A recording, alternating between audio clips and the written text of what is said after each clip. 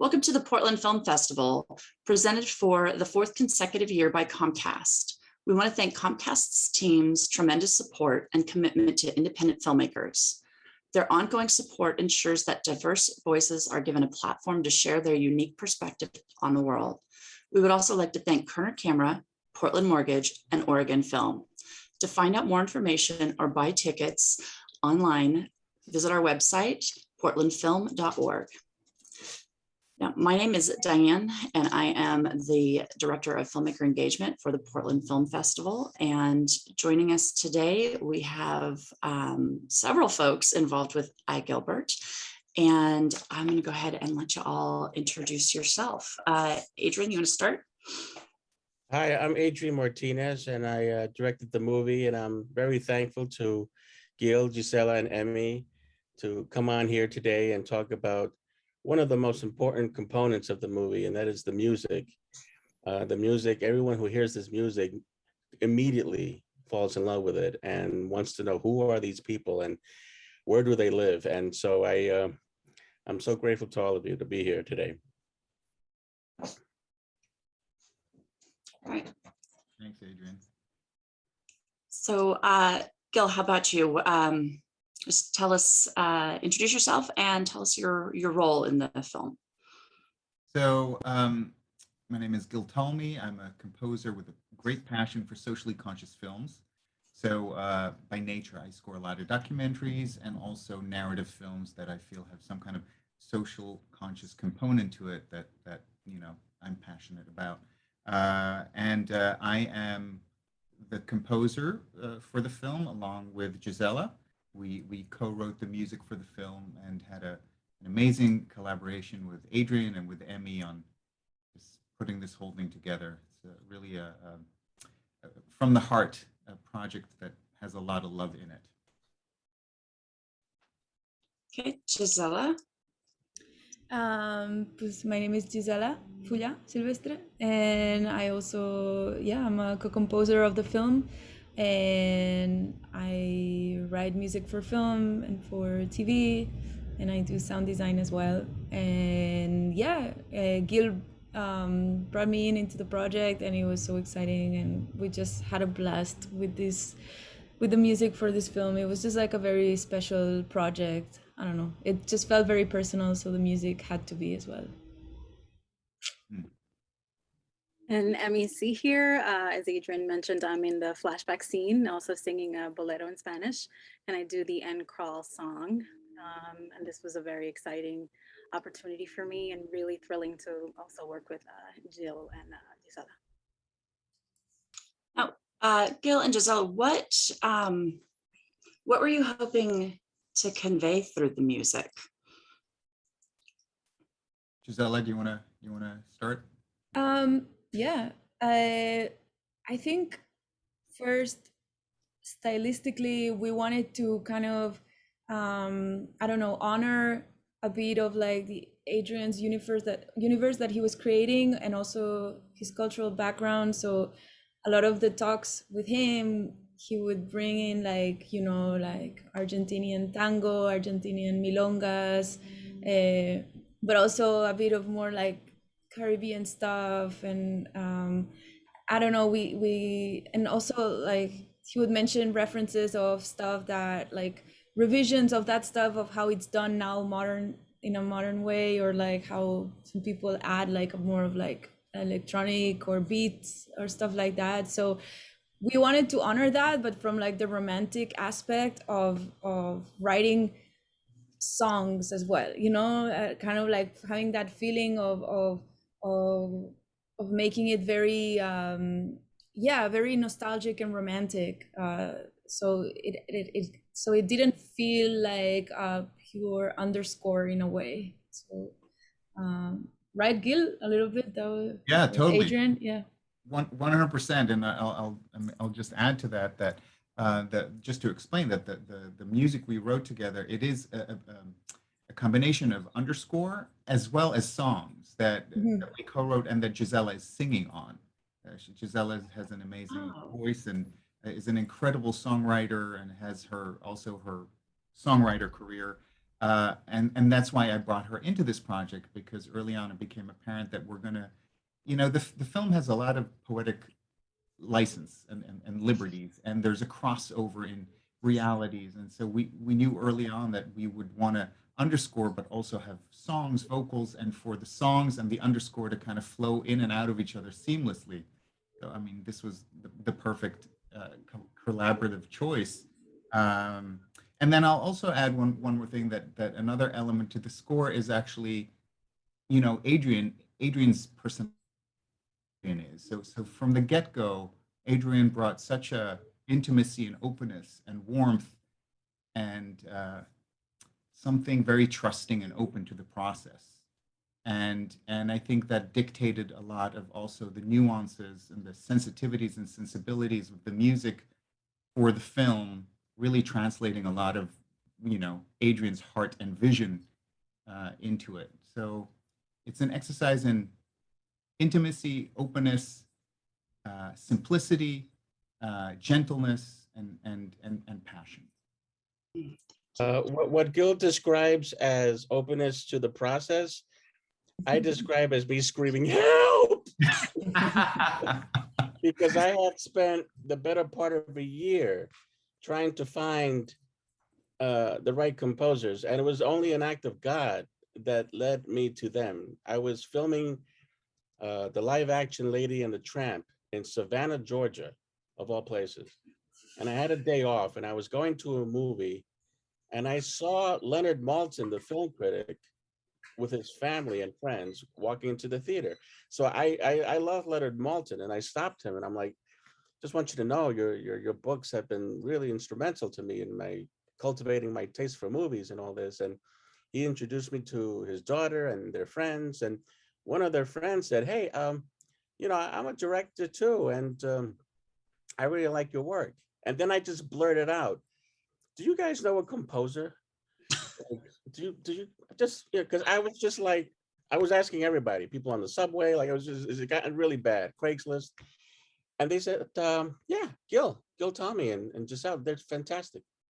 And I immediately just put it down on my phone, and it led to me listening everything that Gil's done, including this song called Time Like Rain, which in his album is just gorgeous and melodic and emotional. And I thought, my God, this is the guy. This has to be the guy.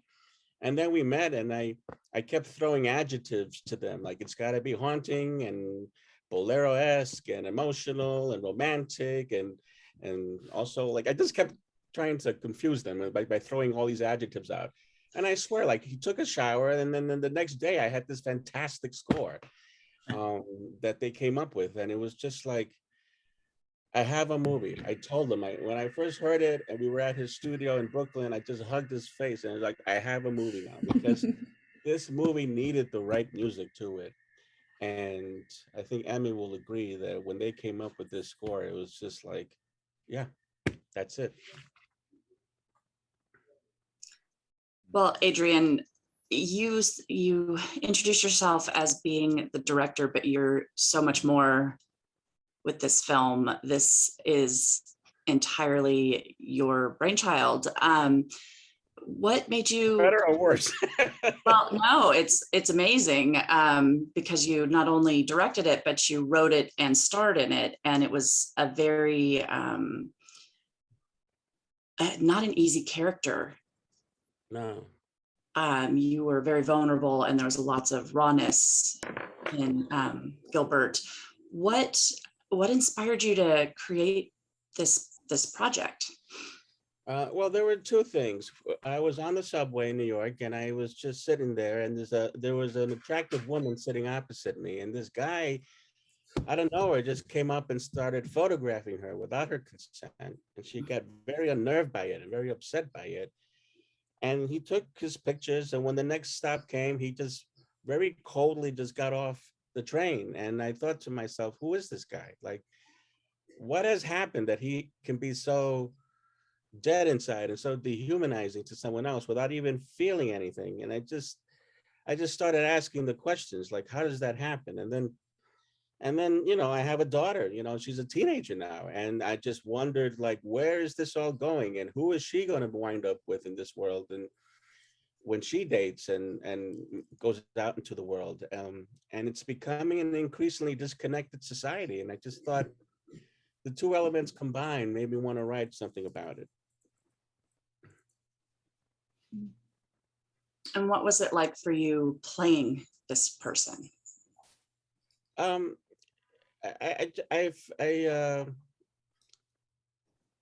felt a great compassion for Gilbert, because I just feel like this is a guy who simply is unable to connect, but starving for a connection. And that ambiguity was very compelling as an actor to play, because it's easy when it's like, a big movie and it's one note and, okay, good guy, bad guy. But I feel the rest of us live in the complexities of the human experience. We spend so much time in the ambiguities of it all. And so I was very drawn for that reason. And my heart goes out to Gilbert, because he starts out like this quote unquote creep, but he really he pays a steep price for it. And then in the end, he tries to redeem himself and set himself straight with Jana. And the journey, that arc, was something that I could hang on to as an actor and really shoot for. You did really an amazing job. Your portrayal of Gilbert was so good. Emy, I want to talk about your scene for a moment. For me, that was one of it was a transitional moment in the film. Can you tell us about your scene a little bit? Sure. The scene itself, one, it was an honor to be part of the project. And the scene to me is one of those aha moments, especially for such a creepy character. Every person has something in their life that may have happened in their childhood that kind of sets the tone for the rest of their life. So this scene right here, as fun as it was, singing the bolero and being in this party, you see young Gilbert there experiencing all this and essentially setting the tone for the rest of his life. So I'm just honored to be part of that.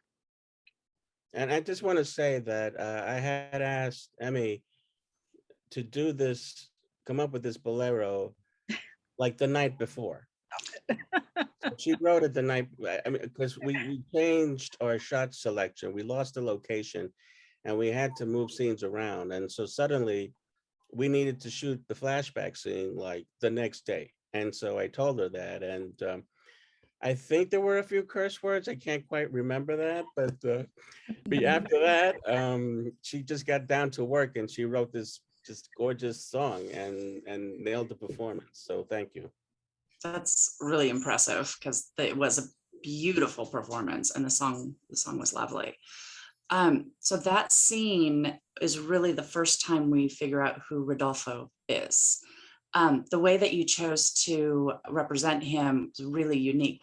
What inspired you to do it that way? Well, Chaplin's my guy. I mean, I have him. I have him right here. He's my guy. I keep him in a very high place of honor. City Lights was an instrumental movie to me. And when I read that he wrote, produced, starred, and directed, I was like, you know what? I'm going to do that too. And it was the courage of the idiot, because I had no idea what I was getting myself into. So, he's just someone that really meant a lot to me. And so I wanted to have a father in the movie, but I wanted to be different. And I thought, well, what if Rodolfo was a ghost-like figure? And so I came up with a sort of Chaplin-esque character. And it was Cynthia Hargrave, who I have to say, she passed on this year. She produced the movie. Cynthia Hargrave was known for producing Bottle Rocket, if you know the Owen Wilson movie. So that was a tough thing to hear. And I owe her enormous thanks, because she was the one that said that she didn't quite buy the Rodolfo character as written. It just felt gimmicky to her. And I said, well, what if Rodolfo is my dad, and they have that relationship and that layer. And she said, yeah, I could buy that. And so I rewrote it, and Cynthia was very instrumental to raising the stakes of that character and of that relationship he had with Gilbert. And that's how it started. I can't imagine the film without that layer to it. So it's interesting Yeah. that that was added in there. That's Your Gilbert's parents in the movie. Rodolfo obviously was a big part, but Gilbert's mother, Socorro, just was amazing. That woman could do more just with a look than most people can convey in a whole conversation. Yeah. What was your casting project like? Can't talk. Casting process like? Well, Bernard Telsey cast the lead roles. They secured me getting Dasha Polanco for Jana and Raul Castillo for Tony. And they recommended Emilio Delgado, who we all know from Sesame Street, who actually 2 days ago, Mayor de Blasio in New York made it Emilio Delgado Day for his lifetime of contribution to television. And I was just so happy for him. And Socorro Santiago, all I can tell you about Socorro is she was cast 3 days before her first day. 3 days. We had Rita Moreno as the mom, and then she couldn't do it. And it was Jose Rivera, the producer, who said, well, you should look at Socorro. And I had just seen Socorro in a regional theater production at the Goodman in Chicago. And yeah, I mean, she's terrific. So I just begged, and I like, look, this is a really strong role for you. This is going to be great for you. And but you start in 3 days.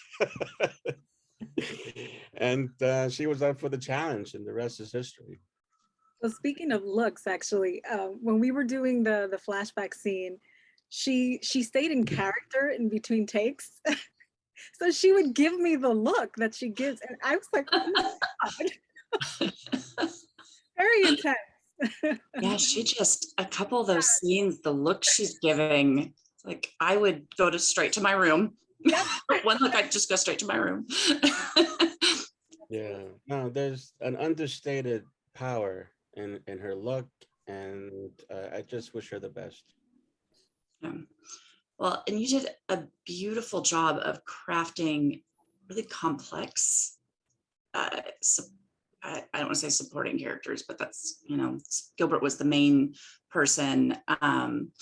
But Jana has a very complex story. Your parents have a very complex story.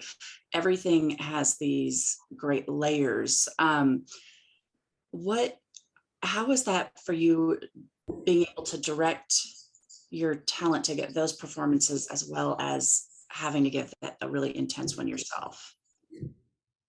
So much of it depends on the casting. I mean, it's been said before, but it's true. Like, for example, the big fight scene between Tony and Jana in their bedroom, that was day one for Dasha and Raul. They had not rehearsed. They hadn't done anything. I literally just put them in a cannon and shot them out. And we just, when we shot it, I don't like cuts. I just like back to one. I just like keep going, because I find that creates an energy that really helps the actor. So we really just kept shooting and shooting and shooting without cuts, and we just kept going until the point where they found the right emotionality. And then I said, this is it. Like, this is life and death for you. This is life and death for Jana. This is it. This is where you stand up to the guy that has been abusing you for who knows how long. And this is the day you die or the day you live. And I just kept pushing them, and they finally came through with this gorgeous performance. And of course, when you add on the layers of the music, the complexities of the music, it just really brought to life the performances. and this can be for anyone, did you encounter any unplanned, unexpected kind of magic moments while making the film or the score? Well, for me, the magic moment started when I got the first call from Adrian, and I was getting married that weekend.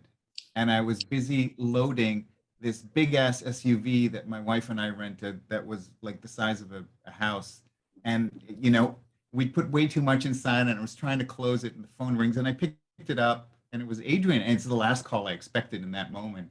But from the get-go, we had such a sweet connection. I just loved your energy, Adrian. And so I remember just standing there, you know, this was in winter with an SUV that won't close and kind of standing in the street and taking the call and, you know, and then also telling Adrian what was happening. So can we talk the following week? And then the next magical moment was when we met the first time. I felt like there was, you know, we gave each other this giant hug that as if we'd known each other for a million years and hadn't seen each other for another million years. And so for me, the magic starts with the chemistry of the people. I don't take on any more gigs if I don't feel that chemistry. It's so important and life is too short. And so for me, that dictated actually the entire creative collaboration. I feel like throughout we were all in it together, you know, like kids and, you know, in a sandbox going like, ooh, look at this. How about this? You know, and very, no ego, just how can we make this the best experience possible? I will say that in Scoring to Picture, I think that the directing, the acting, the editing, everything was so strong that at no point did I feel like the music was being a Band-Aid. So we were very, very mindful around where we have music, very mindful about actually letting silence do a lot of the talking, and really the music focused on the songs that conveyed the passion, and then the underscore that really took us more on the internal voyage, right? We weren't Mickey Mousing necessarily the external actions. Yeah, I think mostly it was an exercise in staying out of the way and letting the film do its magic on its own. And then you add in these two songbirds, these fantastic voices. They're so different vocally, but they each bring so much emotionality to the songs. It's really what everyone talks about when they see the movies. Like, who is that? Who's singing that? Oh my God. And they're fantastic. Thank you. And we're going to be releasing the soundtrack to coincide with the film's release later in the year, which will have all the songs as well. So we're excited about that. Yeah. Yeah, I think for me, like once we started the process, it was a lot about kind of letting the magic realism of the film kind of take a bit over the traditional aspect. I was like trying to listen to a lot of like, you know, yeah, like old boleros or like bachata, stuff like that, and trying to find that emotion. But then I remember at some point Gil was like, okay, that is sounding great, Gisela, but now why don't you also just bring in your own crazy you know, sounds as a producer, no, as like a, like, why don't you bring your Bjork kind of, so that it takes that magical realism of like 2020 or 2019, whenever it was. So that for me was like a turning point of like, okay, yeah, it has to have the weight of tradition, and it can, like the whole love scene on the rooftop between Jana and Gilbert, no, like it had like that very old thing of like, you know, like a very kind of lyric that is very like old, but also like sounds that was like kind of taking it more to the magic realism. And for me, that was like the turning point of like understanding how the singing and the sounds were gonna, you know, fit. And Gisela has this incredible, as a songwriter, I'm a huge fan, this incredible electronic production that always blows me away. And then we went to see a performance of hers a couple of years ago. And at the end of her electronic set, or in the beginning, or somewhere in there, she had a guitar player, and, you know, she's from Barcelona, from Spain, and she sang some traditional Catalan songs, and we were in tears. It was just so emotional. And so fast forward to iGilbert, to blend those, that the ability to write and sing a more traditional type melody, but also have the electronics underneath it is, I think it's a rare ability to do that. And then what was also fun is how the songs, there's a few places where it starts as score, it turns into the song, and then it turns into the score again. And it's really, there are no boundaries. The whole thing is just a big paintbrush. I mean, I'm just gonna say these two are fucking geniuses. I mean, when I stop and think, because I have to be honest, like I thought I knew what I wanted musically for this movie, and it was as if it was like this big. And when they came back with what they did, my whole world expanded musically. Like they blew my mind. Like I kept telling them what the song called "Queremos Paz," and I mean, it's a fine song, but it wasn't nearly as compelling or interesting or emotional as what they came up with. And so I can't thank them enough for their contribution. Thank you. Likewise. Proud to be part of it. Yeah.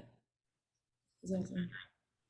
What do you hope viewers will take away from this film? Is that for all of us or? Anybody? Anybody who wants to answer. I hope it opens up conversations about connections, especially in this time that we're in now with the social media and electronics. So any conversation, whatever they take from it, but at least start a conversation about connection.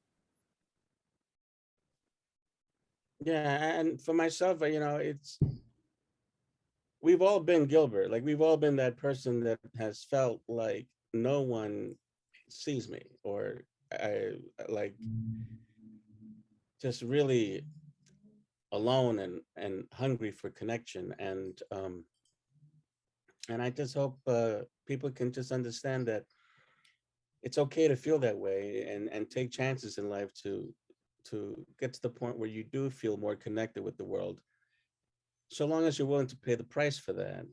And you have to define for yourself what that price is. I do know that I tell my kid to get off of Instagram and just really just kind of like talk to people, because I worry about where it's all going. But yeah, in the end, it's really about connection and being true to yourself. I'd love to add to that, that for me, in addition to all of that, when I think of iGilbert, and I think in today's climate of cancel culture, right, how easy it is for us to dismiss anyone who doesn't fit the mold or anyone who's somewhere in the gray. My wish is for the film to bring up some more mindfulness around, you know, if someone does something that is not okay, do we just, you know, get rid of him, or can we ask some questions coming from a place of curiosity of what motivates a person to do this, which is what brought Adrian to make this film to begin with, right? So we're never going to get out of this if we just black and white everything and don't stay in the difficult middle ground together. And I think iGilbert really takes a look at that very bravely and very successfully. Thank you, Gil. What is next for each of you?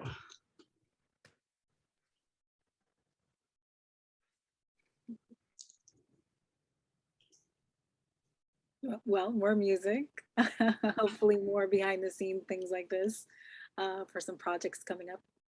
So just follow me on socials.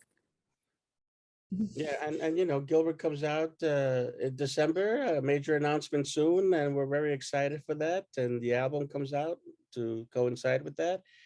And I'm in The Guilty with Jake Gyllenhaal now on Netflix, and I've got this other project coming up soon that is a pretty big deal, but I'm not allowed to talk about it. So it's gonna be good. Nice. No, not even like a hint. That was the hint. It's gonna be good. Okay, good. Thank you, Adrian.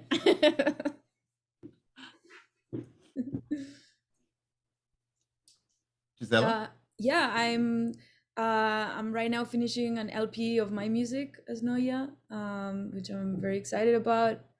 Hopefully will be done before Christmas, and just working on films. Yeah, right now it's sound designing a couple of documentaries, and I don't know, some more in the horizon.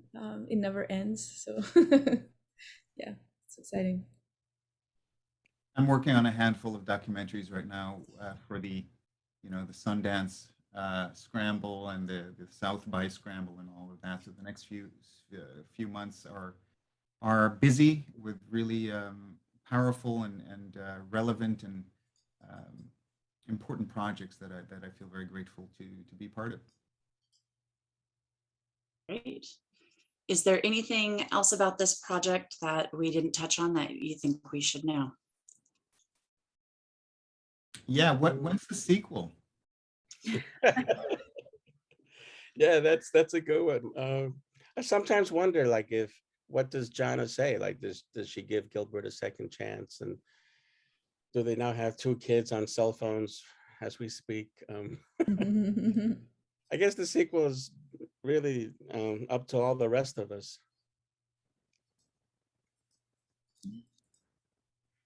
Great. Well, thank you all so much. I really appreciate you coming out and talking to us today. I can't say enough how just beautiful and moving your film is. I loved it, and it just blew my mind, honestly. So thank you so much for coming out. And thank you everyone for joining us.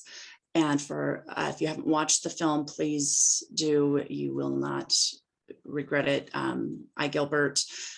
You can find it at portlandfilm.org. And you can also visit our virtual lobby to connect with filmmakers and attendees and more. Right. Thanks, Dayan. Thank you. Thanks for having us. Thank you for guys. having us. Bye, Bye, guys. everyone. Big Gracias. hugs. Adios. Gracias. Chao.